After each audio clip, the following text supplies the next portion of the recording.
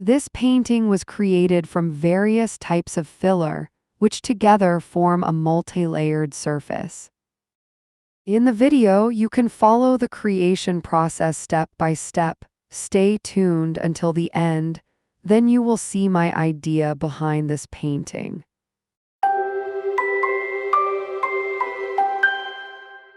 The canvas is 50 x 60 cm, and the first filler I use is a ready-made product. This is a coarse filler, meaning it has a slightly grainy texture. I will now color this first part of the filler. You can use any acrylic paint to color these common fillers you can buy. It works very well. So you are not tied to the original color. I am using a light ochre here. That is a yellow tone that always looks very, very nice in a filler, a very soft yellow. Be careful when adding the paint. You saw it is really just a few drops that I add, and still, this small amount already colors the entire filler. I will add a bit more now to make it clearer. But you should handle the paint with care. I now apply this filler generously. I spoon it onto the canvas and spread it with a palette knife.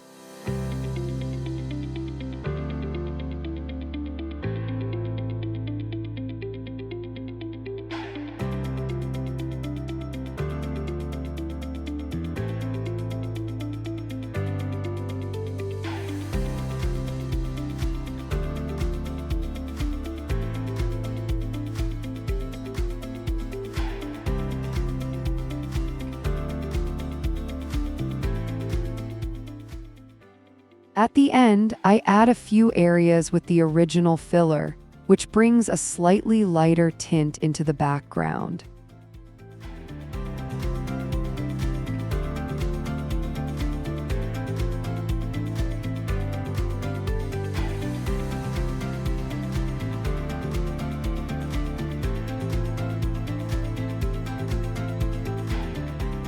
Right after that, I use a very fine notched trowel to draw grooves into this freshly applied filler layer. They can overlap, so they do not need to be very neat. I place them so they run vertically, not in curves. In the end, it looks nice if part of these grooves is smoothed out again, so that no overly regular pattern appears. The whole thing needs a day to dry. This is how the surface looks, very irregular, some color, some grooves.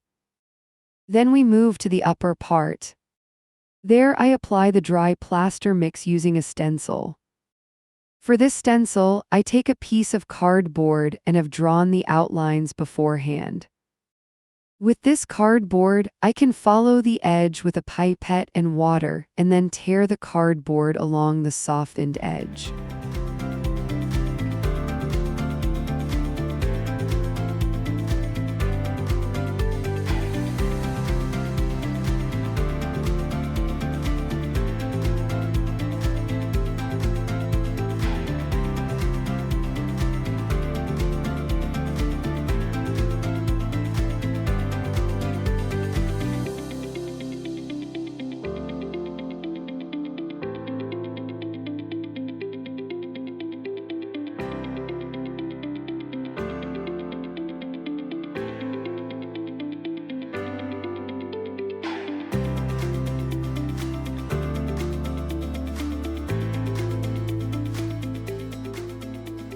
I have now weighed the dry plaster mix.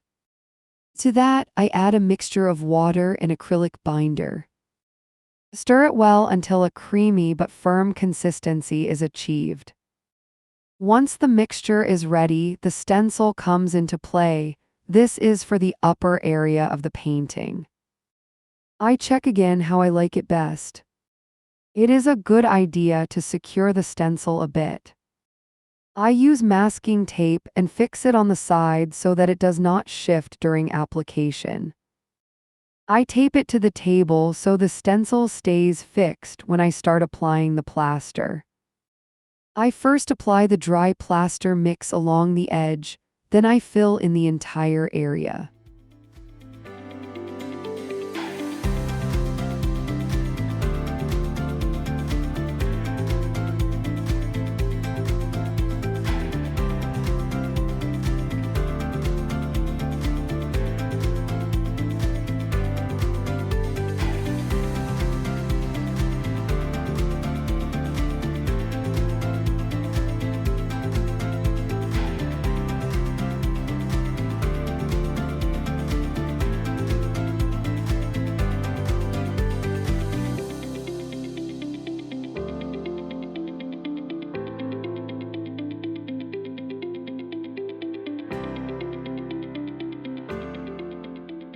Once the upper area is done, you can remove the tape and carefully lift the stencil.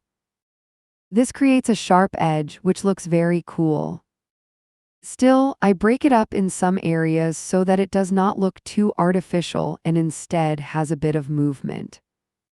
Here you get a good impression of the plaster, hard and softer edges. A good starting point. The plaster needs 1 to 2 days to dry. Then you should lightly sand the top points with sandpaper so it feels nice. Then comes the first layer of color.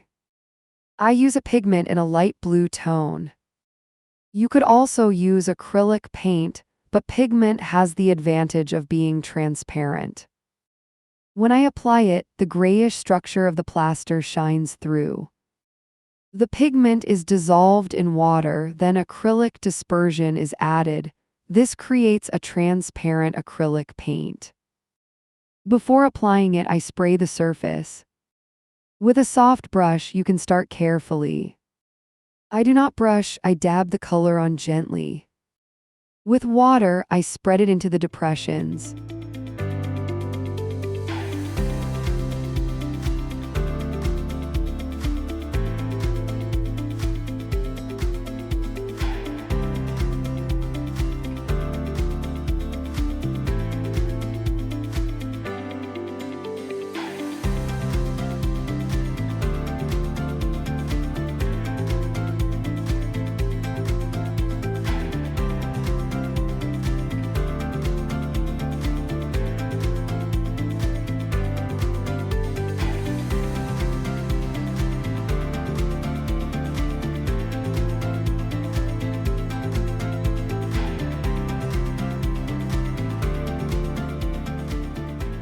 Once the blue has dried, we move on to the middle part.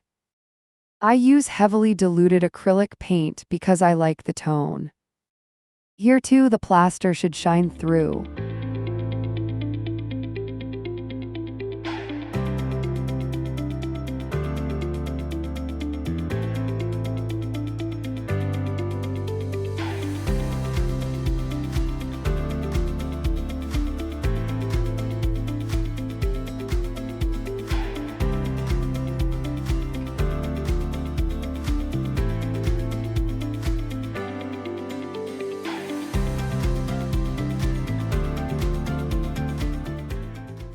I extend this layer a bit.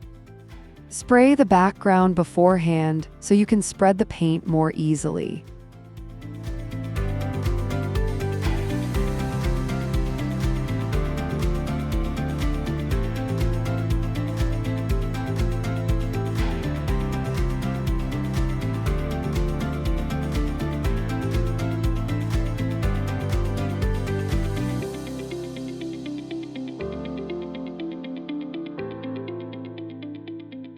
Once that is dry, the next step follows. Contrast with a dark color, a dark gray.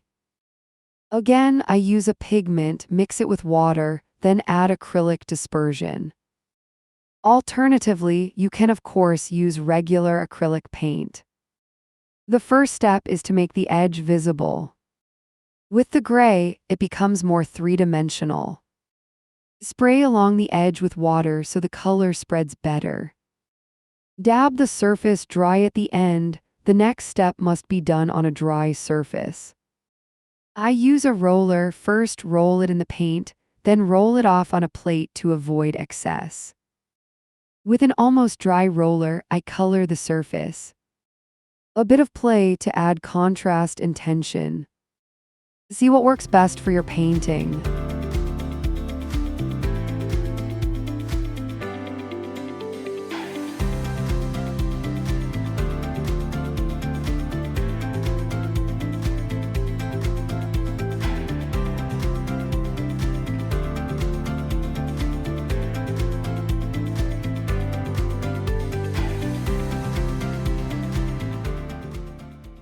If you liked the video, I would be happy about a like. Subscribe to my channel and click the bell.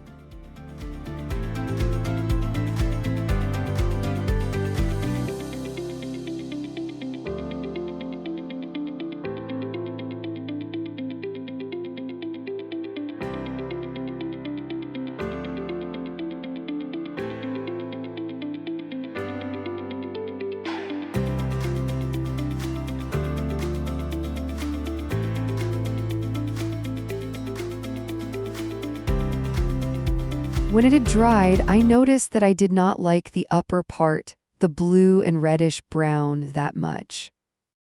The color tone came out too strong. This can be nicely toned down with champagne chalk. This is prepared like pigment water, then acrylic dispersion. It creates a mild, light color that does not cover, but softens color tones. The paint is applied with a sponge. I make a test and dry it immediately with a hair dryer, because the chalk turns out lighter than expected. I especially recommend this for your first time using it. On the painting, I dab the color on carefully. Once you have laid down a first nice strip, let the painting dry. Maybe you can go over it a second time. Keep in mind that the chalk becomes lighter after drying. I also soften the lower part a little so the painting appears more cohesive.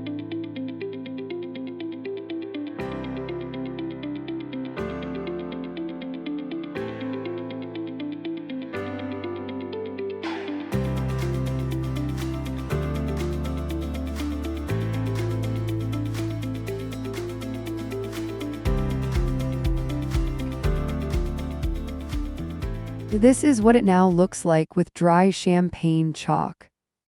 I notice the middle of the upper part has lost color.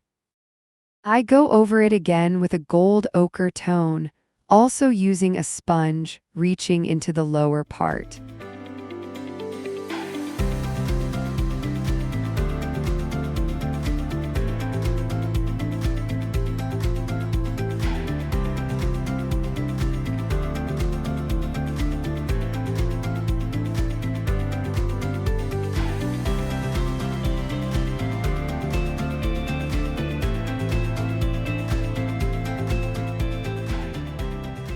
Once that dried, I reinforced the lower part with black acrylic paint to add more striking areas.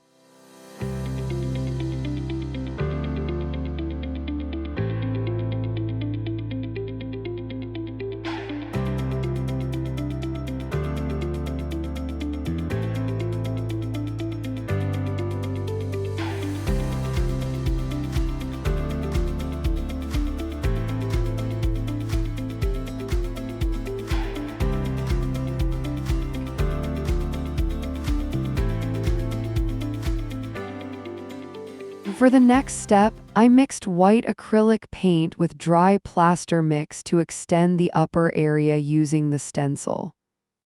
I apply small patches with the palette knife or my finger.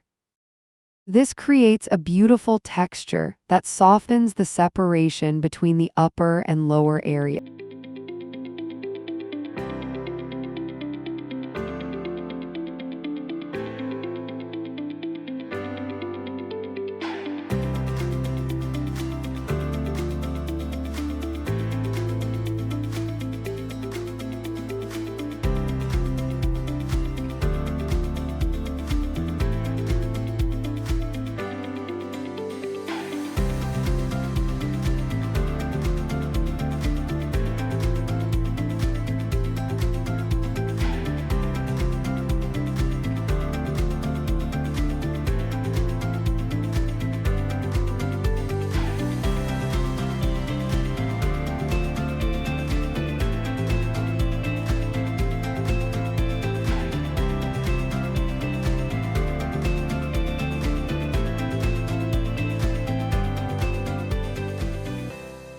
To finish, I repeat the champagne chalk step.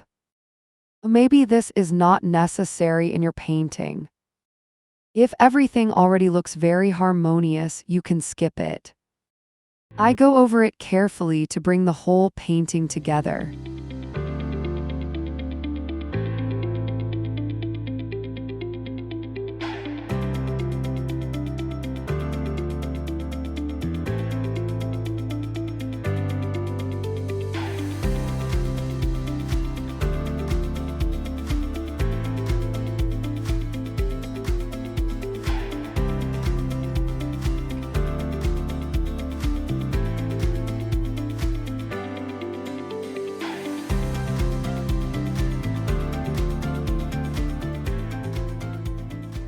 This final layer dries quickly.